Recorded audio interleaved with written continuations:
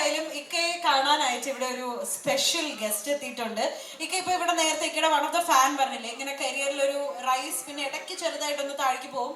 അപ്പൊ ഇങ്ങനെ വീണ്ടും ആ ഒരു റൈസിന് കാരണമാകുന്ന ഒരു ഡയറക്ടറാണ് ഇദ്ദേഹം. ചെയ്തിട്ടുള്ള 4-5 ഫിലിംസിലെ almost majority you are the hero, you know അല്ലേ? അപ്പം നമുക്ക് ഒരുമിച്ച് വിളിച്ചാലോ ഇക്ക? Let's welcome the one and only Just Joy.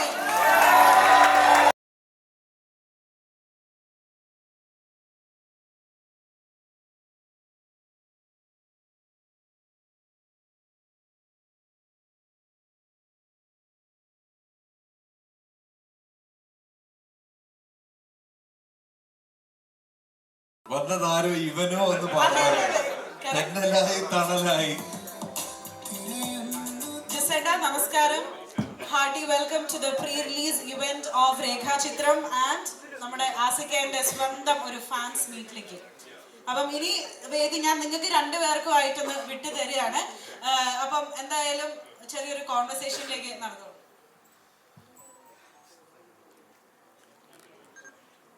അപ്പം ഇതിപ്പോ ഡബിൾ പാക്കേജ് ആയിരിക്കുകയാണ്. പുറത്ത് ഒരു ബ്ലോക്ക് ബസ്റ്റർ ഡയറക്ടർ കൂടി ആസിക്കേനെ കാണാനായിട്ട് കാത്തിരിക്കുന്നുണ്ട്. ഒരു ചിത്രം ചെയ്യാൻ പോകുന്നത് ഒരു വലിയ കൈയടിയോട് കൂടിയിട്ട് നമുക്ക് സ്വാഗതം ചെയ്യാം ജോസഫ്.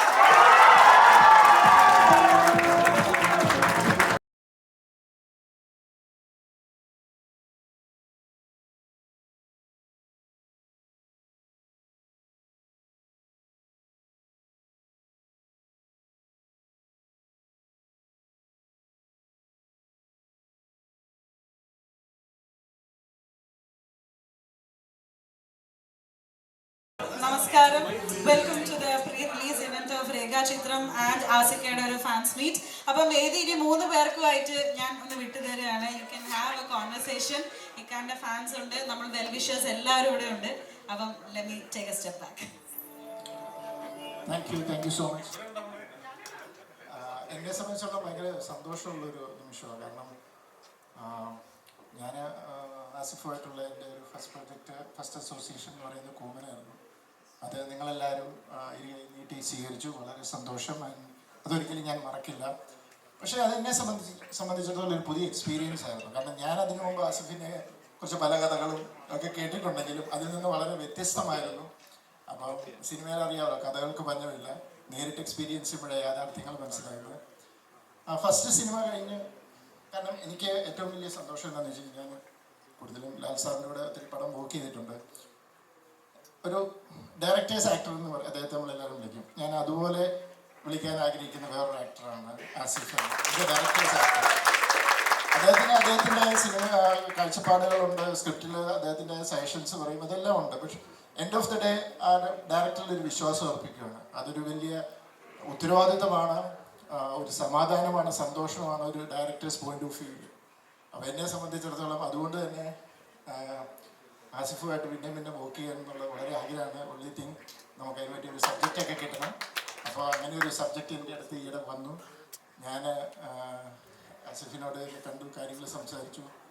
അപ്പോൾ എനിക്ക് അതിനു മുമ്പ് കൂമൻ ചെയ്തപ്പോഴും ഇപ്പോഴുമൊക്കെ എനിക്ക് മനസ്സിലാകുന്ന കാര്യം, ഭയങ്കര ഒരു ക്രേവിങ് ഉണ്ട് എന്തെങ്കിലും ഡിഫറെൻ്റ് ആയിട്ട് ചെയ്യണം. ഞാനിപ്പോൾ കൂമൻ ചെയ്തുകൊണ്ടിരിക്കുമ്പോൾ ആണ് എൻ്റെ അസോസിയേറ്റ് അർഫാസ് എന്നോട് ആ കഥ പറഞ്ഞപ്പോൾ ഞാൻ പറഞ്ഞു, നല്ലൊരു ക്യാരക്ടറൈസേഷൻ, നല്ലൊരു സിനിമ.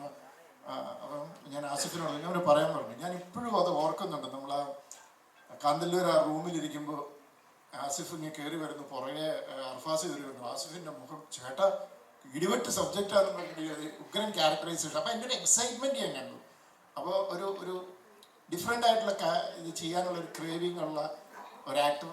അതിനേക്കാളേറെ ഞാൻ പറയുന്നൊരു ഒരു ഇതുണ്ട്. ഞാൻ കഴിഞ്ഞൊരു ലെവൽ ക്രോസിൻ്റെ ഒരു ഇതിനകത്തുണ്ട്, ഹീസ് എ ഡയറിങ് ആക്ടർ. ഇവിടെ പലരും ചെയ്യാൻ മടിക്കുന്നത് ചെയ്യാൻ തയ്യാറാകുന്ന ഒരു happy to be here and I am happy to work with him again. Thank you ചേട്ടാ. ശരിക്കും എനിക്ക് കൂമൻ കഴിഞ്ഞ് രണ്ടാമതൊരു വിളിക്ക് വേണ്ടി ഞാൻ ഒരുപാട് കാത്തിരിക്കുമ്പോഴാണ് ജിത്തു ചേട്ടൻ വിളിച്ചിട്ട് ഇതിൻ്റെ ഒരു സബ്ജക്റ്റ് പറയുന്നത്. അപ്പോൾ അതിൻ്റെ ഒരു സന്തോഷമുണ്ട്. ഭയങ്കര പെർഫെക്റ്റ് ആയിട്ട് 2025 ഏറ്റവും നല്ല സന്തോഷം അതിൻ്റെ ബിഗിനിങ്ങിൽ തന്നെ തന്നു. ഈ സിനിമ മിറാഷ് ഇന്നലെ അനൗൺസ് ചെയ്തു. ഷൂട്ട് ഞങ്ങൾ ഈ മാസം പകുതിയോടുകൂടി ആരംഭിക്കും. അപ്പോൾ കൂമനേക്കാളൊക്കെ ഒരുപാട് മുകളിലുള്ള വലിയൊരു നല്ല സൂപ്പർ ഹിറ്റ് സിനിമയാവട്ടെ എന്ന് ഞാനും ആഗ്രഹിക്കുന്നു. ചേട്ടൻ്റെ കൂടെ വർക്ക് വർക്ക് ചെയ്യുമ്പോൾ എനിക്ക് ഞങ്ങൾ ഒരു ഫാമിലി പോലെയാണ്. ജിതുചേട്ടൻ്റെ കൂടെ എപ്പോഴും ജിതുചേട്ടൻ്റെ ഒരു കംപ്ലീറ്റ് ക്രൂ എന്ന് പറയുന്നത് അദ്ദേഹത്തിന്റെ എല്ലാ സിനിമകളിലും വരുന്ന ഒരു ഫാമിലി ഫീൽ ഉള്ള ഒരു ക്രൂ ഉണ്ട് അദ്ദേഹത്തിന്. അപ്പൊ ആ കുടുംബത്തിലേക്ക് കൂമനിലൂടെ ഞാൻ കയറി. ആ വീട്ടിൽ എനിക്ക് എപ്പോഴും ഒരു സ്പേസ് ഉണ്ട്. ജിതുചേട്ടൻ എന്നോട് എപ്പോഴും പറയും നമ്മൾ എവിടെ വെച്ചാൽ കാണുന്നത് ചോദിക്കും. അപ്പൊ ഞാൻ ചേട്ടാ ഞാൻ വീട്ടിലേക്ക് വന്നാൽ കുഴപ്പമുണ്ടോ, അത് നീ അങ്ങനെ ചോദിക്കുന്നത്, നിനക്ക് എപ്പോഴും എന്റെ വീട്ടിലേക്ക് വരാം, എപ്പോ വന്നാലും കട്ട്ലറ്റ് തരും എന്ന് എന്റെ അടുത്ത് പറയാറുണ്ട്. അപ്പൊ ആ ഒരു സ്പേസ് തന്നാലും ചേട്ടാ ഇത്ര എഫേർട്ട് ഇട്ട് ഇവിടെ വന്നതിലും എനിക്ക് ഒരുപാട് നന്ദി. ഇത് ഭയങ്കര ഫോർമൽ ആയിപ്പോ ഞാൻ ഇങ്ങനെയൊക്കെ സംസാരിച്ചത്. ആക്ച്വലി ഞാൻ വരാൻ ആഗ്രഹിച്ച എന്നെ വിളിച്ച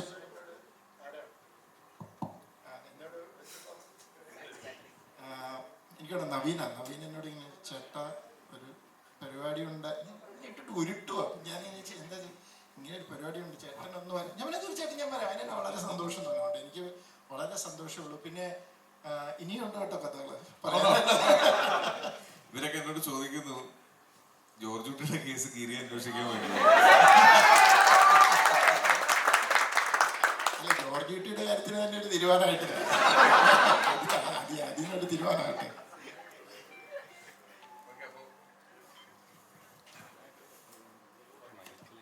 പിന്നെ ഒരു കാര്യം തീർച്ചയായിട്ടും ഞാൻ ഇതിൻ്റെ ജോഫിനുണ്ടോ അവിടെ?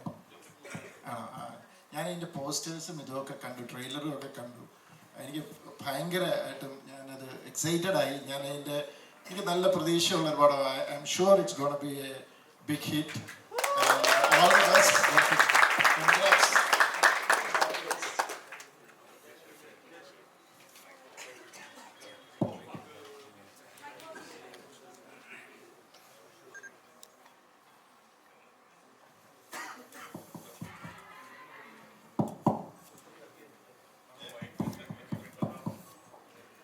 നമസ്കാരം. ഒരു നമസ്കാരം പോലും പറയാൻ പറ്റുന്ന അവസ്ഥ.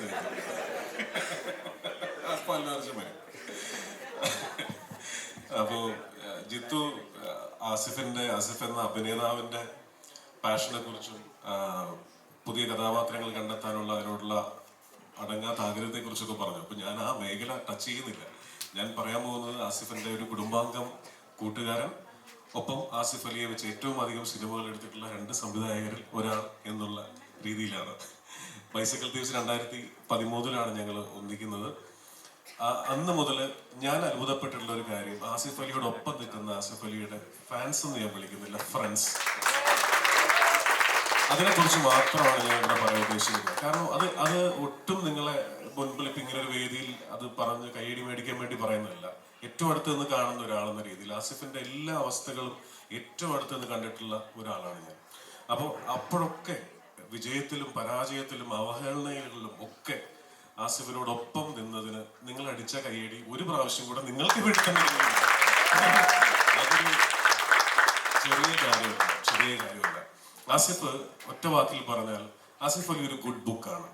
സിനിമ പഠിക്കാൻ ആഗ്രഹിക്കുന്നവർക്ക്, സിനിമയിൽ എന്തെങ്കിലും ആകണമെന്ന് ആഗ്രഹിക്കുന്നവർക്ക്, അവർക്ക് മാത്രമല്ല ജീവിതത്തിൽ ഏതെങ്കിലുമൊക്കെ ലെവലിൽ ഒന്ന് ശ്രദ്ധിക്കപ്പെടണമെന്ന്, സ്വന്തമായിട്ടൊരു മാർക്ക്, ഒരു അടയാളം ഉണ്ടാക്കണം ജീവിതം കൊണ്ട് എന്ന് ആഗ്രഹിക്കുന്നവർക്കുള്ള ഒരു ഗുഡ് ബുക്കിന്റെ പേരാണ് ആസിഫ് അലി എന്ന് എനിക്ക് തോന്നിയിട്ടുണ്ട്. കാരണം അതിനൊന്നാമത്തെ കാര്യം അദ്ദേഹം ആൾക്കാരെ ഡീൽ ചെയ്യുന്ന രീതി.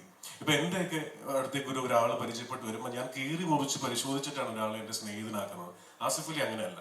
വരുന്നതെല്ലാം എടുക്കും, എന്നിട്ട് ആസിഫിന്റെ ഒരു രീതിയിലേക്ക് അവരെ മാറ്റുകയാണ് ചെയ്യുന്നത്. അങ്ങനത്തെ ഒരു വല്ലാത്ത മാജിക് ബുക്കാണ് ആസിഫ്.